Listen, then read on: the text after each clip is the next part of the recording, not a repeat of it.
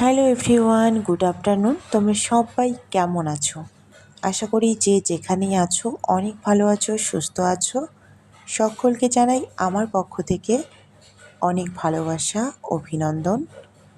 আর এই যে দেখতেই পাচ্ছ বৃষ্টি হচ্ছে। আজকে কিন্তু সকাল থেকেই বৃষ্টি হচ্ছে। আর সকাল সকাল আমি জামা কাপড় ধুয়ে দিয়েছিলাম, সেগুলো আর শুকোতে পারিনি।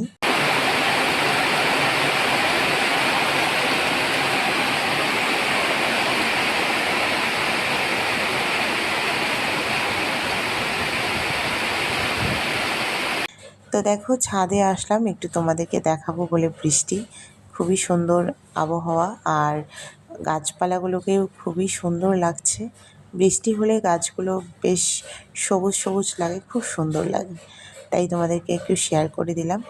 আর এই যে দেখো ভেজা জামা কাপড়গুলো এখানে কিছুটা শুকোতে দিয়েছি, আর যেহেতু জায়গা নেই তাই যেগুলো একটু বেশি ভেজা ওইগুলো বালতিতেই রেখে দিয়েছি। কালকে যদি রোদ হয় বা হালকা হাওয়া থাকে তাহলে আর কি শুকিয়ে যাবে।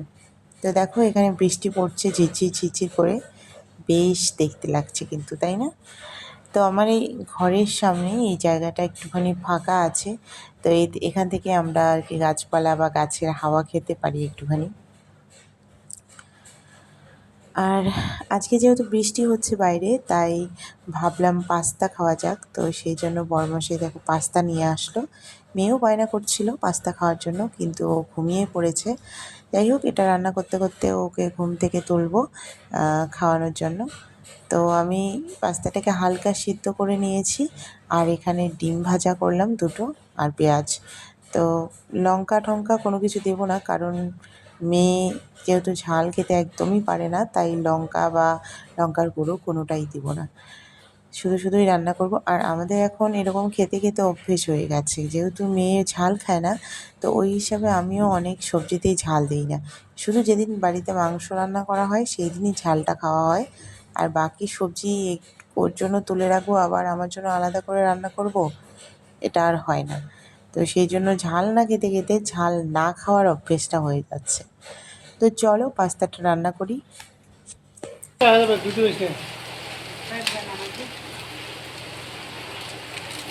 তেল দাও। তো বন্ধুরা, ফাইনালি আমার পাস্তা রান্না করা কমপ্লিট। আর এখানে দেখো দুটো প্লেটে করে সাজিয়ে নিয়েছি বর মশাই আর আমার জন্য। মেয়েকে ঘুম থেকে তোলার জন্য একটু চেষ্টা করলাম, কিন্তু ও কিছুতেই উঠলো না। যেহেতু একটু আগে ঘুমিয়েছে, আধা ঘন্টার মতো হলো আর কি, তাই বেশি জোর করলাম না, কারণ এখন যদি ঘুম থেকে ওঠে তাহলে ভীষণই কান্নাকাটি করবে। তাই ভাবলাম আমরা খেয়ে নেই, আর ওটা ভালো করে ঢেকে রাখলাম কড়াইয়ে, যাতে গরম থাকে আর কি। তো যাই হোক, ও যদি দেরি করে ঘুম থেকে ওঠে তাহলে একটু গরম করে দিতে হবে। তো দেখো পাস্তাটা দেখতে কিন্তু ভীষণই ভালো হয়েছে, খেতেও মনে হচ্ছে ভালোই হবে। তো এখানে সসটা একটু মিশিয়ে নিচ্ছি, আর চলো এখন খাওয়া যাক।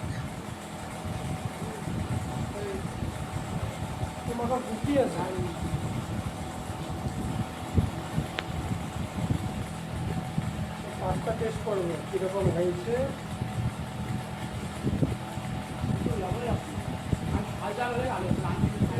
দেখো